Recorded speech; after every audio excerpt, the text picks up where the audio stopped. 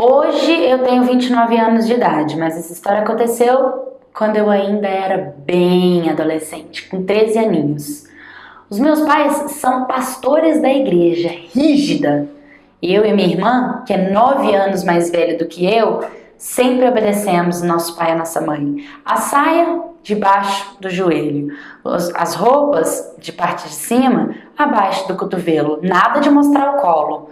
Depilação? Nem pensar. Cabelos? Presos. Tínhamos que ser o exemplo, as meninas, filhas dos pastores, porque tudo que fazia, ai, a filha do pastor, a filha do pastor. E aquele negócio, né? Ele tem que saber coordenar as ovelhas de sua casa para coordenar as ovelhas do seu rebanho. Bom, a minha irmã, como é 9 anos mais velha do que eu, ela sempre obedeceu os meus pais assim com tudo. Já eu batia de frente com várias questões, eu não aceitava tudo. Por exemplo, eu amava jogar futebol. Qual era o mal de jogar futebol? Minha mãe dizia, porque você é mocinha. Mocinha não joga bola. Mocinha tem que usar saia e é comprida. Para jogar bola, como você vai jogar bola com saia? Então era bem cansativo e eu acabava batendo de frente. Quando a minha irmã tinha 18 anos, eu tinha 9 aninhos. Ela se casou com o primeiro namoradinho. Os meus pais deixaram, mas tudo isso porque ela estava louca para sair da casa dos pais, para ela poder ter pelo menos um pouquinho mais de liberdade. Já eu, com 9 anos, me sentia tão para baixo e tão tristinha, porque eu gostava tanto da minha irmã, dormia com ela todos os dias, e quando ela se casou e foi embora, eu passei a ficar mais sozinha. Então eu passei a dormir mais na casa da minha avó, que era ao lado da casa dos meus pais. Eu gostava demais de ficar ali. Quando eu fiz 13 anos de idade, eu ganhei o meu primeiro celular e eu fiz a minha primeira rede social, Facebook. Ali eu comecei a conhecer mais do mundo, né? Porque na internet a gente vê de tudo. E ali eu acabei conhecendo um cara.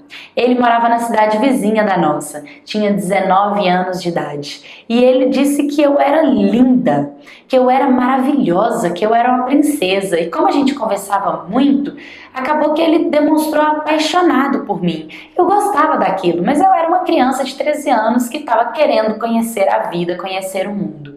E ele me elogiando, me enaltecendo, me engrandecendo e me tratava tão bem, me elogiava tanto, sabe? Ele dizia que eu era o amor da vida dele.